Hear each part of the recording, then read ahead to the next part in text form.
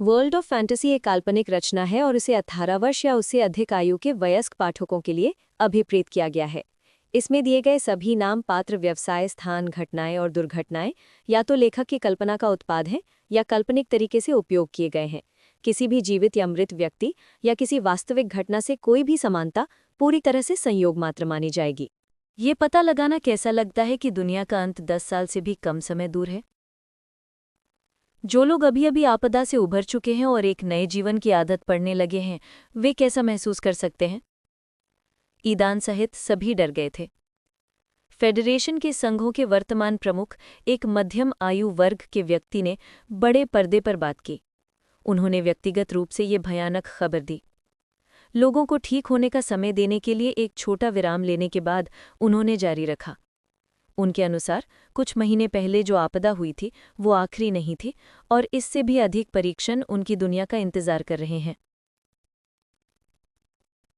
10 वर्षों में दुनिया के अंत की प्रतीक्षा कर रही जानकारी कई लोगों को ब्लैकआउट डे पर खुलासे प्राप्त करने के बाद ज्ञात हो गई, जब पृथ्वी के सभी निवासियों ने चेतना खो दी। सबसे पहले कई लोग इस जानकारी के बारे में संशय में थे, लेकिन जब कई और लोगों ने अपने दृष्टिकोण से सरकार से संपर्क किया तो ये स्पष्ट हो गया कि खुलासे सच थे। अगले 10 वर्षों में दुनिया को 10 आपदाओं का सामना करना पड़ेगा, जिनमें से प्रत्येक 1 वर्ष के अंतराल के साथ होगा। नवीनतम आपदा दुनिया के अंत का अग्रदूत होगा। प्रारंभिक तौर पर सरकार इस जानकारी को साझा करने के लिए तैयार नहीं थी, इस डर से कि आसन्न मौत के ज्ञान से घबराहट और निराशा होगी। हालांकि स्थिति तब बदल गई जब लोग दिखाई दिए जिन्हें एक अलग खुलासा मिला था। उनकी जानकारी में दुनिया के अंत के बारे में भविष्यवाणियां नहीं, बल्कि दुनिया को बचाने की उम्मीद थी। खुलासे में कहा गया था कि उद्धार दूसरी दुनिया में पाया जा सकता है, जो हमारे से बिल्कुल अलग है। एक ऐसी दुनिया में जहां अन्य जातियां शासन करती हैं और राक्षस रहते हैं। इसके अलावा उन्हें इस बारे में जानकारी मिली कि इस दुनिया में कैसे जाना है। यूनाइटेड फेडरेशन के प्रमुख ने पुष्टि की कि वे एक रास्ता ढूंढने में कामयाब रहे थे और इस समय सरकार इस मुद्दे से सक्रिय रूप से निपट रही थी और अब वे अंत में इस जानकारी को दुनिया के साथ साझा करने के लिए तैयार हैं। केवल युवा जो अभी तक 20 वर्ष के नहीं हैं, वे दूसरी दुनिया में प्रवेश कर सकते हैं। हालांकि 20 साल से कम उम्र का हर कोई ऐसा करने में सक्षम नहीं है। वहां पहुंचने के लिए युवाओं को जागृति की प्रक्रिया से गुजरना होगा और उस शक्ति की खोज करनी होगी जो उन्हें दुनिया की सीमा को दूर करने में मदद करेगी। हाल के महीनों में यूनाइटेड फेडरेशन की सरकार ठीक यही कर रही थी। ये उन युवाओं की तलाश में थी जो जागृति सिरन से प्रशासन के बाद जाग सकते थे। सिरम की तैयारी की संरचना और विधि की खोज उन लोगों में से एक ने की थी जिन्होंने रहस्य उद्घाटन का अनुभव किया था। सिरम को केवल 20 वर्ष से कम उम्र के लोगों को प्रशासित किया जा सकता है, क्योंकि यह अधिक वयस्कों के लिए एक घातक जहर बन जाता है। हालांकि इसका प्रभाव सभी युवाओं पर लागू नहीं होता, बल्कि केवल उन लोगों पर जो इस दुनिया को बचाने के लिए किस्मत में हैं। उसके बाद यूनाइटेड फेडरेशन के प्रमुख ने 100 युवाओं का परिचय दिया जो पहले जागृत सुपर ह्यूमन बने। उन्होंने दूसरी दुनिया में प्रवेश करने की शक्ति और अवसर प्राप्त किया। फेडरेशन के प्रमुख ने जो कहा वो उनके लिए एक वास्तविक सदमे के रूप में आया। 100 युवा जो हाल ही में तथाकथित जागृति के बाद दूसरी दुनिया से लौटे थे, उनके साथ इसके बारे में अमूल्य जानकारी लाए और भी अधिक शक्तिशाली हो गए। आज उन्हें फेडरेशन के नायक घोषित किए गए। ईदान विशेष रूप से अपनी बड़ी बहन को उनके बीच देखकर आश्चर्यचकित था, जिसे हाल के महीनों में नहीं सुना गया था। उस दिन दुनिया ने आसन्न तबाही के बारे में सीखा, लेकिन आशा के जन्म को भी देखा। रक्षक, मानवता के नायक। ईदान और उनकी मां को अपने परिवार में ऐसे नायक होने के लिए सुखद आश्चर्य हुआ। कई युवाओं की तरह जिन्होंने सिरम प्राप्त किया लेकिन जागने में असमर्थ थे, ईदान में इन नायकों से ईर्ष्या की।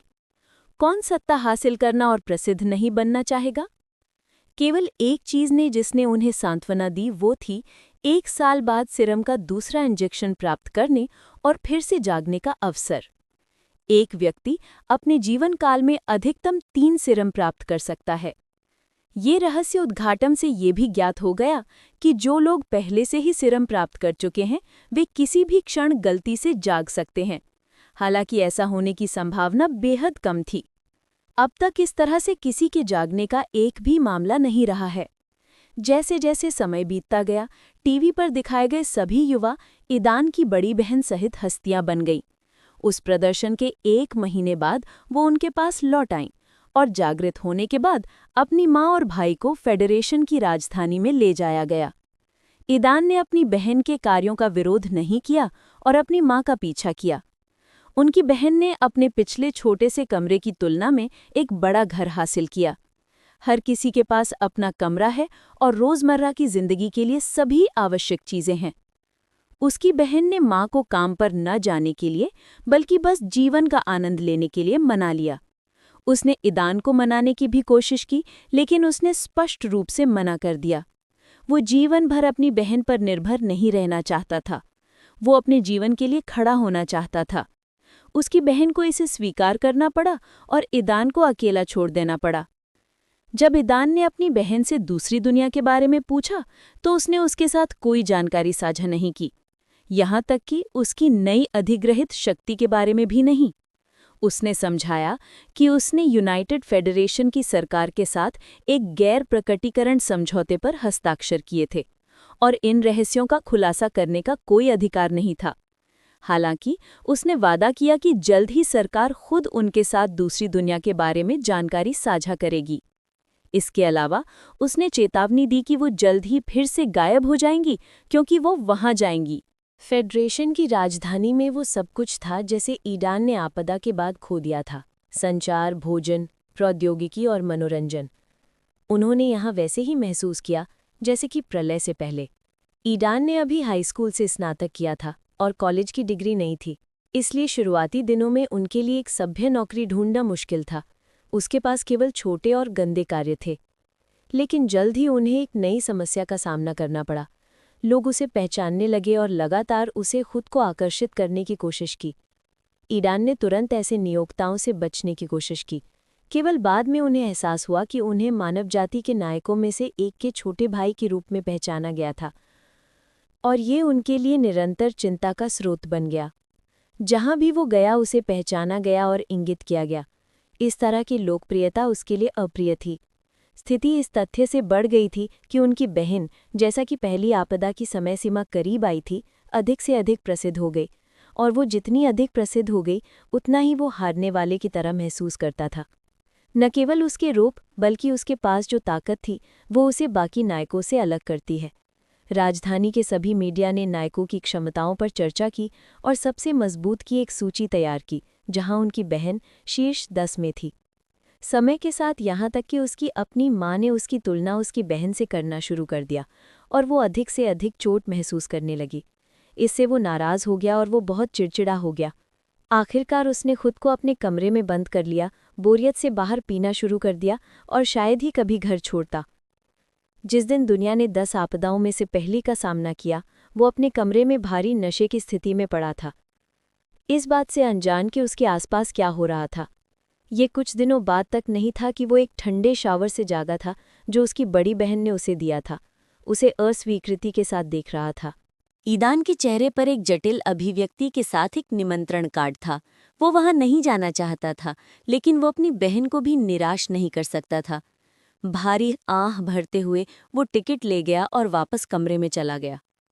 ईदान, उसकी माँ ने फ़ोन किया। चिंता मत करो माँ, मैं आऊँगा, लेकिन पहले मैं जाऊँगा और खुद को साफ कर दूंगा, उन्होंने कहा उसे फर्श देते हुए। अपने बेटे का जवाब सुनने के बाद ईदान की माँ ने आखिरकार आराम कर दिया। उस समय वो अपने पति को याद करती थी। उनके पति सभी के लिए समर्थन का स्तंभ था। वो सब कुछ अपने हाथों में ले सकता था, और शायद उसका बेटा अब जिस तरह से है वो नहीं बन गया होता। फेडरेशन की राजधानी आमतौर पर एक सुरक्षित शहर थी, लेकिन ये किसी भी अन्य की तरह अपना खुद का अंधेरा पक्ष था। ईदान पैसे और उसके साथ एक स्मार्टफोन ले रहा था, घर से बाहर निकला और निकटतम नाई के पास गया। उन्होंने जिस हेयरड्रेसर का दौरा किया वो एक मध्यम आयु का व्यक्ति था और ईदान को नहीं पहचानता था।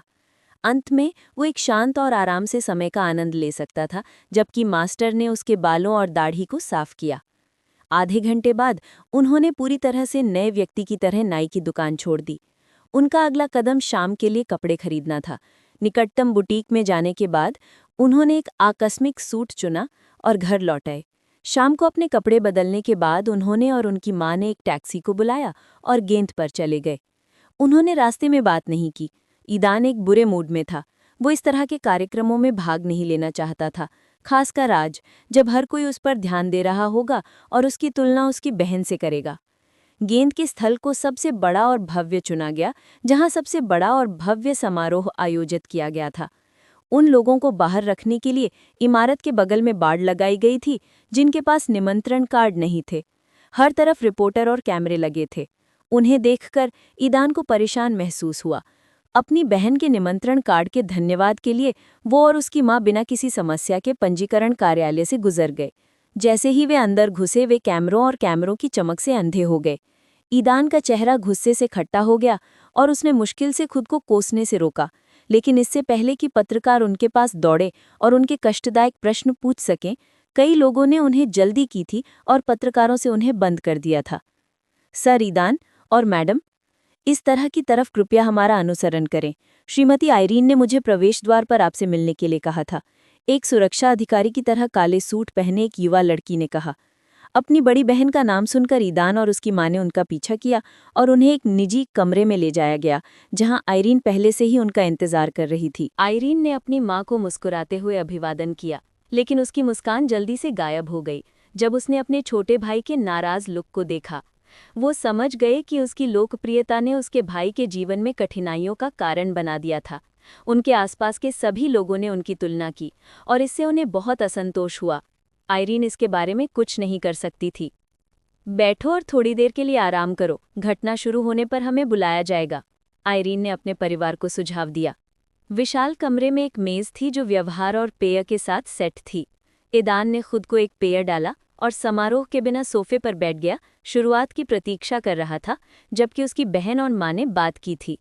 उनकी बातचीत से उन्हें पता चला कि उनकी माँ ने उनकी बहन से पूछा था कि क्या उन्होंने एक दोस्त पाया है और कब शादी करने जा रही है। उसकी बहन ने स्पष्ट रूप से इसका खंडन किया, लेकिन उसकी माँ लगातार थी और उसे इस बारे में उपदेश देना शुरू कर दिया कि वो अपने पोते पोतियों को कैसे देखना चाहती थी। ईदान ने भारी आह भरी और अंदर की ओर प्रार्थना की कि उसकी माँ अपनी आसन्न शादी के बारे में बात करना शुरू नहीं करेगी। जल्द ही उन्हें घटना की शुरुआत के बारे में सूचित किया गया और सभी को मुख्य हॉल में आमंत्रित किया गया। ईदान यहाँ एकत्रित हुए लोगों की संख्या से दंग रह गया। आवाज़ों और संगीत की गुनगुनाहट ने उत्सव का माहौल बनाया। उसकी बहन को जल्दी से एक तरफ खींच लिया गया और उसकी माँ साथियों का एक समूह पाकर उनके साथ संवाद करना शुरू कर दिया। अकेले छोड़ दिया, ईदान को एक मेज़ के साथ सबसे दूर और शांत जगह मिली, जहाँ वो चुपचाप देख सकता था कि क्या हो रहा था। मेज़ पर भोजन और पेय थे और वो खुशी से खाने और पीने के लिए शुरू कर दिया, खुद को वातावरण में डुबो गया। समय अविश्वसनीय रूप से धीरे धीरे गुजरा। यूनाइटेड फेडरेशन के प्रमुख ने दर्शकों को संबोधित किया, एक गंभीर भाषण दिया और सभी नायकों की प्रशंसा की। ईदान ने भीड़ के बीच अपनी बहन को देखा, जो कई युवकों से घिरा हुआ था जो उसका ध्यान आकर्षित करने की कोशिश कर रहे थे। इससे उसकी जलन बढ़ गई और वो धीरे से सुनसुना था। अचानक लंबे लाल बालों वाली एक अकेली लड़की और एक लाल शाम की पोशाक उसके बगल में बैठ गई। उसके चेहरे ने ईदान के समान झुंझलाहट दिखाई और वो धीरे से म्यूट कर रही थी, जैसे कि किसी को डांट रहा हो। हॉल में कोई भी उन पर ध्यान नहीं दे रहा था, सिवाय दो लोगों के। उनमें से एक ईदान की बड़ी बहन आइरीन थी। दूसरा उस लड़की की तरह लाल बाल वाला युवक था जो ईदान के बगल में बैठी थी। युवा लड़कियां उसके चारों ओर मंडराती रहीं और उसका ध्यान आकर्षित करने की कोशिश कर रही थीं। ईडन और लाल रंग की लड़की ने उनकी जलन के कारण एक दूसरे को नोटिस नहीं किया। वे एक ही समय में मेज पर एक पेयर के लिए पहुंचे और गलती से एक दूसरे को छुआ। तभी उन्होंने इसे नोटिस किया और एक दूसरे को घूरा। जब उनकी आंखें मिलीं तो ईदान ने अचानक मोनोटोन आवाज सुनी, डिंग, सही उपयोगकर्ता मिल गया है और सुप्रीम पति प्रणाली की सक्रियता शुरू हो गई है, 5%। डिंग, सर्वोच्च पति प्रणाली सक्रिय किया गया है। डिंग, सही साथी पाया गया है और सुप्रीम पत्नी प्रणाली के साथ सिंक्रोनाइजेशन शुरू हो गया है, 1%। डिंग, सिस्टम को सुप्रीम वाइफ सिस्टम के साथ सिंक्रोनाइज किया गया है, 100%। सिस्टम का पहला कार्य जारी किया गया है, 1 दिन के भीतर अपनी भविष्य की पत्नी को प्रस्ताव। कार्य की विफलता, प्रणाली को हटाना और जागृति का अवसर खोना। ईदान ने बहरे बहरे आवाज़ों को सुना। वो सीधे उसके सामने की युवती की ओर देखता रहा, जो अविश्वास में उसे घूर रही थी। दोनों ने थोड़ी देर के लिए एक दूसरे को देखा और फिर एक ही समय में चिल्लाया, क्या बकवास है?